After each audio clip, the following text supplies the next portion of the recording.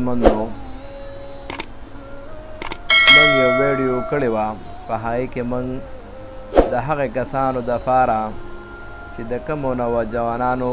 نکاح دپاره یو ځای ته رشتې دپاره څوک لیږل او هغې به ناکامه کېدل نو د هغې دپاره موږ څه مختصر اعمال ښودلي وو. اوس د هغې نه بعد موږ یو دویمه ویډیو کوو په دې کې موږ تاسو ته یو څو آیاتونه د قرآن عظیم مبارک ښایو چې دا د هغه نوجوانانو دپاره پکار ده چې کوم نوجوانان داسې وي چې هغې واده نه وي کړی، واده یې نه وي شوی او هغه دا وایي چې یاره زه دې واده وکړم، خو چونکې حالات په انسان باندې داسې راشي د هغې حالاتو د وجې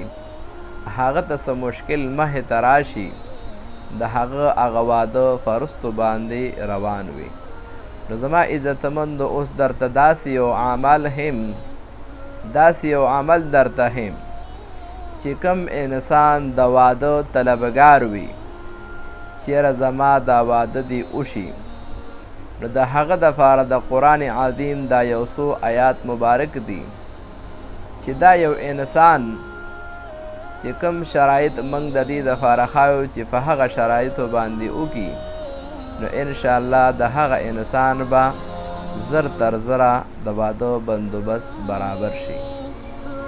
لومبنی خو دا چې کله کوم نوجوان داسې وي چې هغه واده نه وي کړی نو هغه دې اودس چارندام وکړي او 2 رکعته صلات حاجت لمونځ دې وکړي او د هغې نه بعد د دا آیات مبارک ولیکي.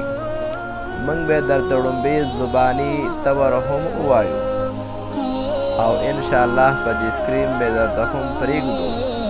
چې څومره کسانو خواهش وي نو دغه آیاتونه مبارکه دې په صحیح طریقې سره ولیکي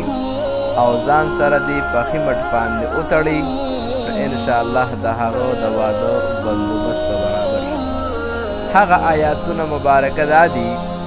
اعوذ بالله من الشیطان الرجیم،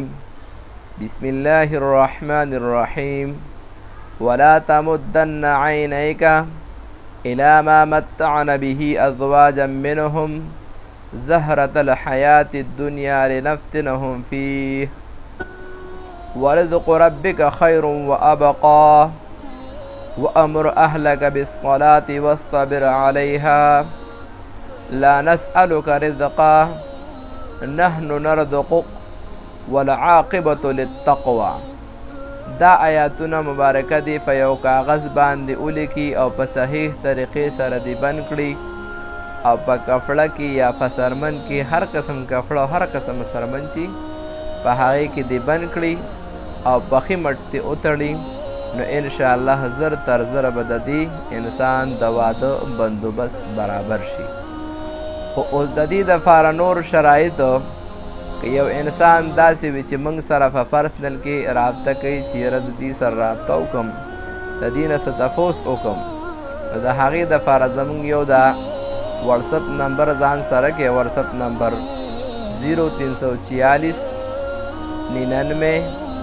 96 180 په دې باندې موږ سره په وټسپ باندې پرسنل کې هم رابطه کولی شي که د یو انسان ته هر قسم اعمالو ضرورت وي. باقي اوس د بل مومن مسلمان د فیدې دپاره